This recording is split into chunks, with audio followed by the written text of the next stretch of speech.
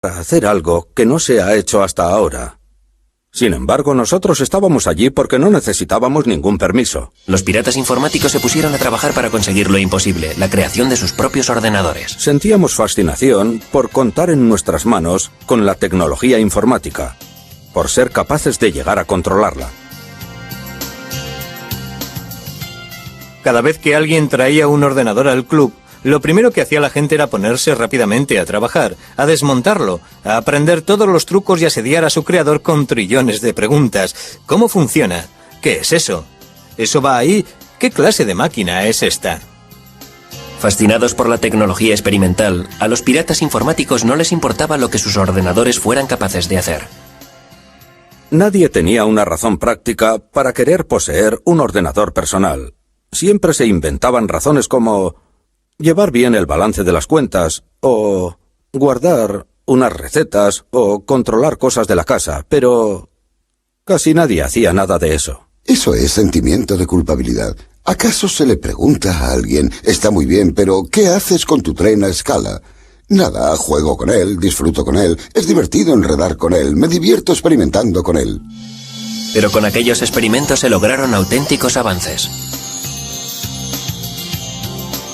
Empecé a darle vueltas a las cosas en mi cabeza y creé un pequeño truco que consistía en que si tenía unos pocos datos y los encerraba en un círculo, resultaba, por extraño que parezca, que si los sincronizaba bien, en la pantalla aparecían colores, como si se tratara de una televisión en color. Estoy convencido de que las cosas más importantes con las que contamos hoy día en los ordenadores fueron creadas por ellos. Los miembros del club lograron que los ordenadores hicieran cosas impensables.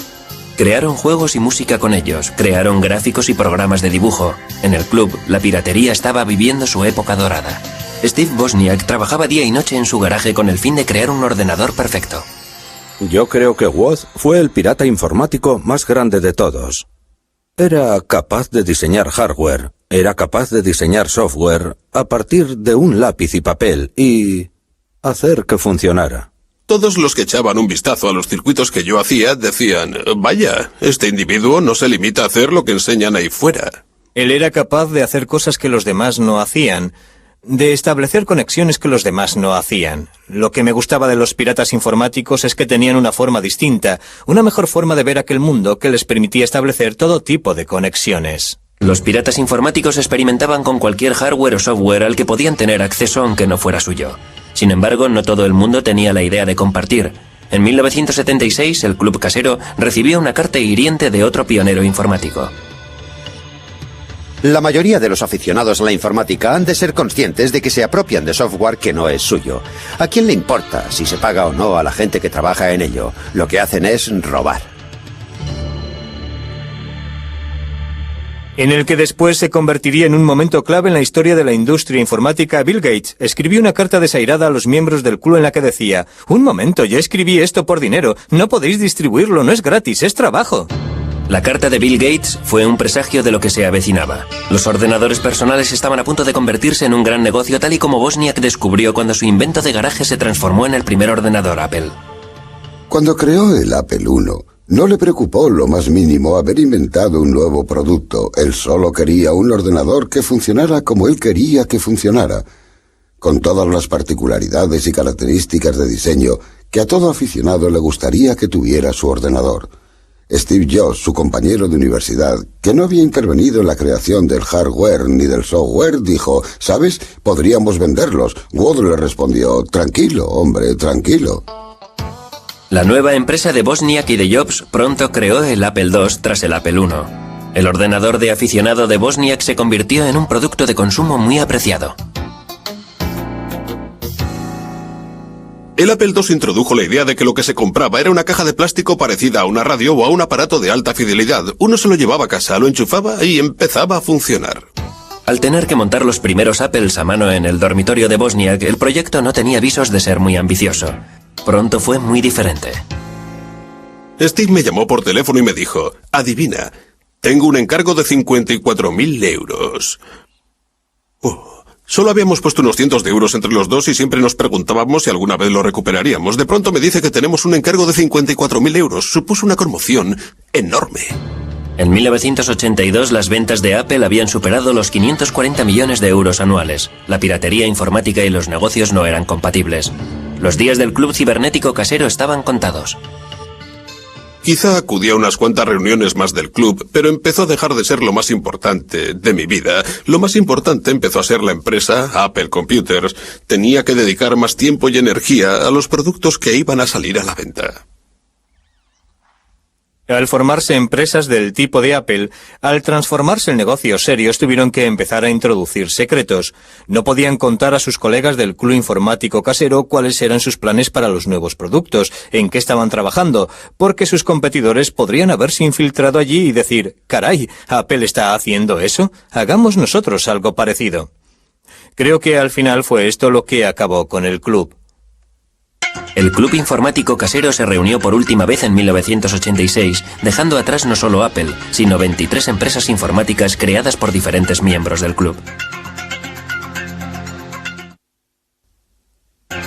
Los piratas informáticos podían afirmar que habían creado el mundo moderno, pero este era un mundo en el que ellos ya no eran bienvenidos. El 15 de febrero de 1995 concluyó una persecución de 2 años cuando agentes armados del FBI localizaron a un buscado delincuente en un edificio de apartamentos en Carolina del Norte. La piratería informática estaba a punto de convertirse en una profesión fuera de la ley. FBI, acérquese a la puerta, traigo una orden de arresto. A la 1:30 de la madrugada llamaron a la puerta. No miré el reloj de la pared porque de haberlo hecho no habría respondido. ¿Quién es?, pregunté. Me contestaron. El FBI. Buscaban a Kevin Mitnick, un pirata informático cuyas intrusiones en los ordenadores de otras personas le habían convertido en el enemigo público número 1. Mitnick, por muchas razones, se encontraba en el lugar equivocado en el momento equivocado.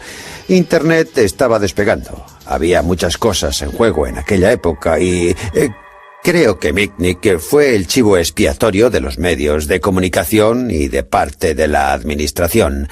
Lo presentaron como una especie de coco. 20 años después de que Mitnick fuera arrestado, los piratas informáticos habían hecho saltar la chispa de la revolución informática. Los miembros del club informático casero habían logrado arrebatar a las empresas el control sobre los ordenadores y lo habían puesto en manos de gente corriente. Kevin era hijo de aquella revolución. En el instituto, todo el mundo fumaba drogas, bebía, iba a fiestas. Yo no estaba metido en aquello, por la razón que fuera no me gustaba salir. Yo disfrutaba con aficiones... Bueno, aficiones que eran mucho más individualistas. En la generación de Mitnick había todo un campo electrónico que explorar. Las empresas y las administraciones empezaron a conectar entre sí sus ordenadores. El sistema telefónico ofrecía un atajo a esas redes tan seductoras. Era como si la red fuera el universo. Star Trek. Era ir donde jamás había estado el hombre. La red informática, las redes telefónicas, era ir a donde jamás había ido un pirata informático. No disponía de un ordenador personal. Empezó a piratear en la cadena de tiendas Radio Shack. Utilizaba los módems de los ordenadores de las tiendas para entrar en ordenadores de otros lugares. La nueva generación de piratas informáticos se inspiró en los forajidos electrónicos de épocas pasadas, como el Capitán Crunch, el manipulador de teléfonos. Era alguien a quien yo admiraba mucho, debido a su inteligencia, debido a sus habilidades y a sus conocimientos del sistema telefónico. Al igual que los manipuladores de teléfonos, Mitnick utilizó una amplia gama de habilidades para llevar a cabo la piratería informática.